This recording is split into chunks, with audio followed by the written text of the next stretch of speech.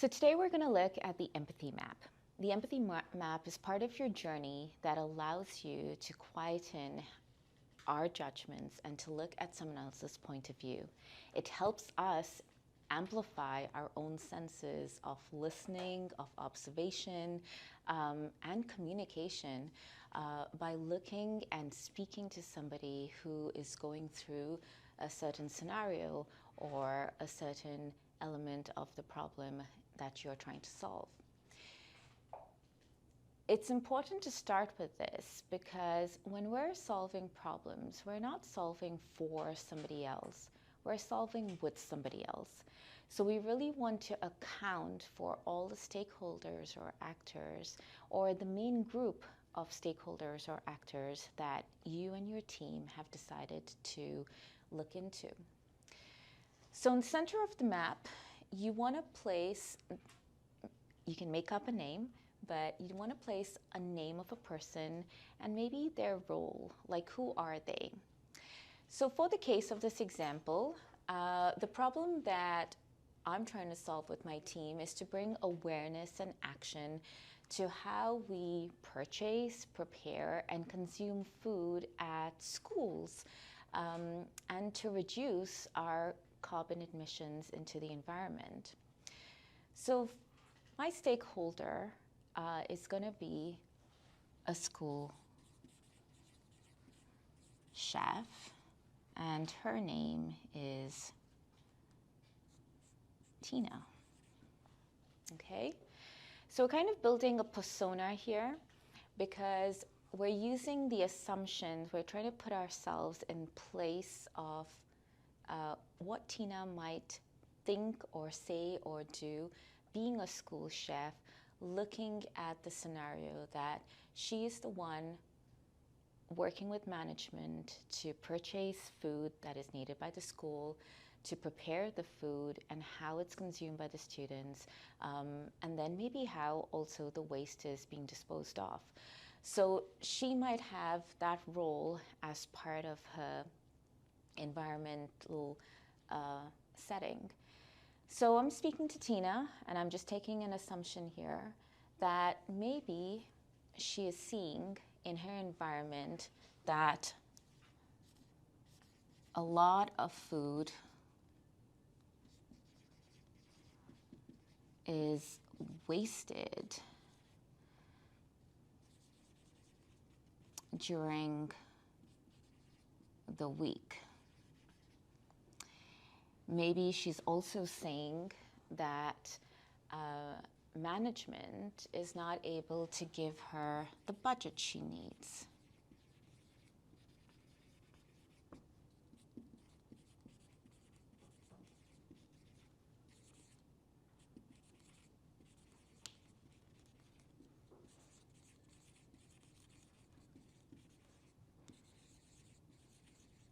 Okay, and maybe we're also seeing Tina,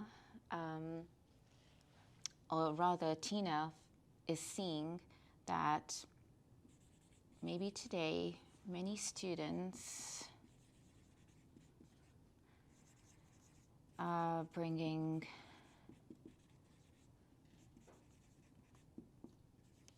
their own packed lunch.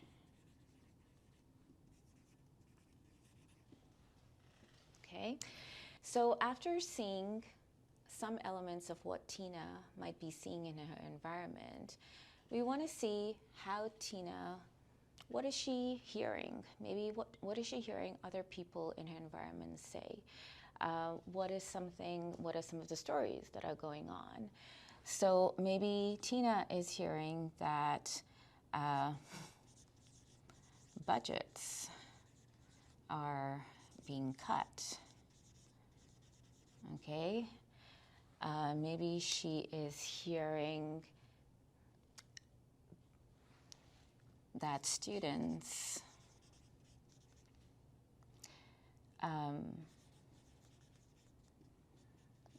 don't like some foods that are being prepared.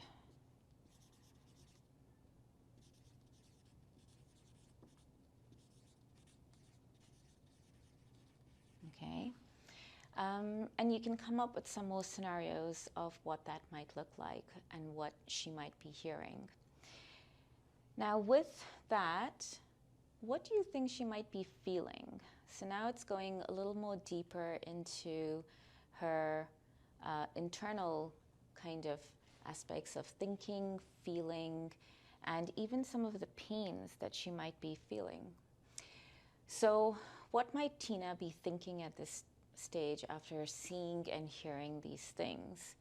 Maybe Tina is thinking her job is going to get affected.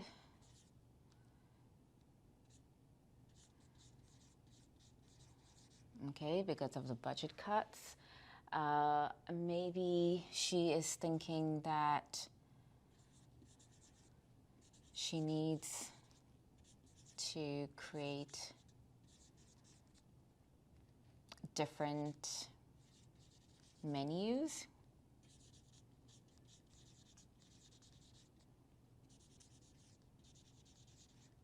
Okay. And maybe she's also thinking of how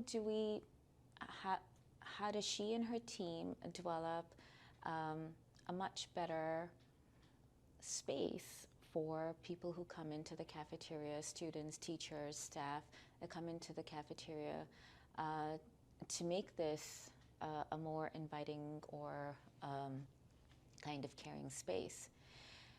What might Tina be feeling? So with feeling, you are recognizing someone else's emotions, and emotions play a big role in the decisions we make.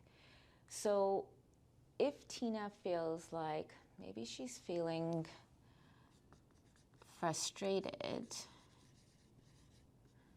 or maybe she's even feeling hopeful at the same time, that there might be some new avenues that are coming through. Maybe she's feeling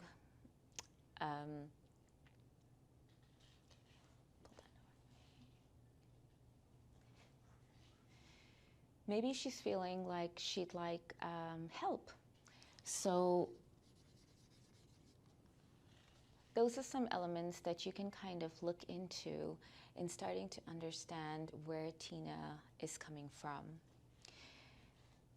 The frustrations can also go in here, but you want to be a little more specific. So are the frustrations coming in from her environment?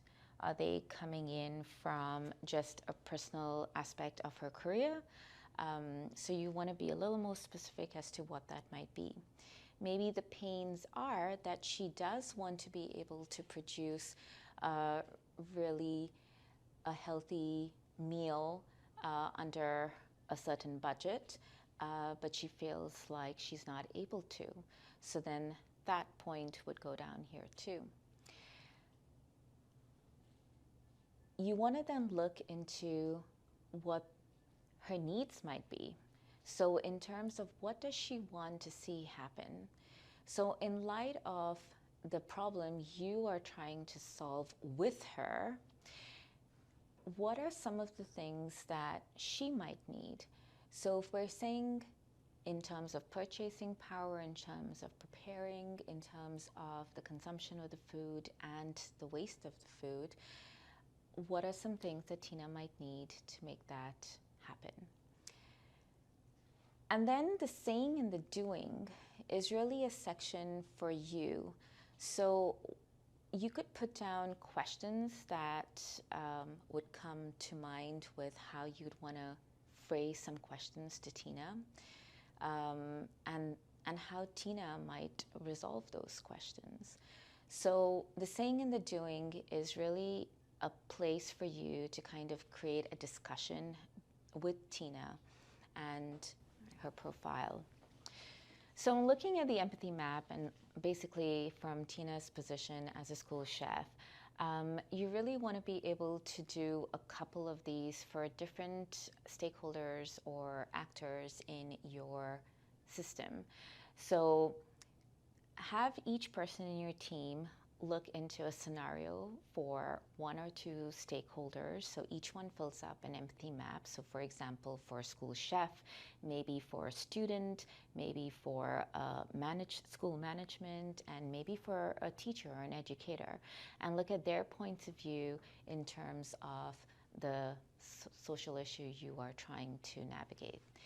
So we're going to leave this here, and you're going to use these empathy maps to start looking, once you've got a couple of them for different people in your environment, you can start looking at things that are coming out that might be similar between all the maps, and then things that might just stand out by themselves that only one stakeholder is facing or feeling at that point. And those are the things that are going to start popping out at you that you really want to gather through this process.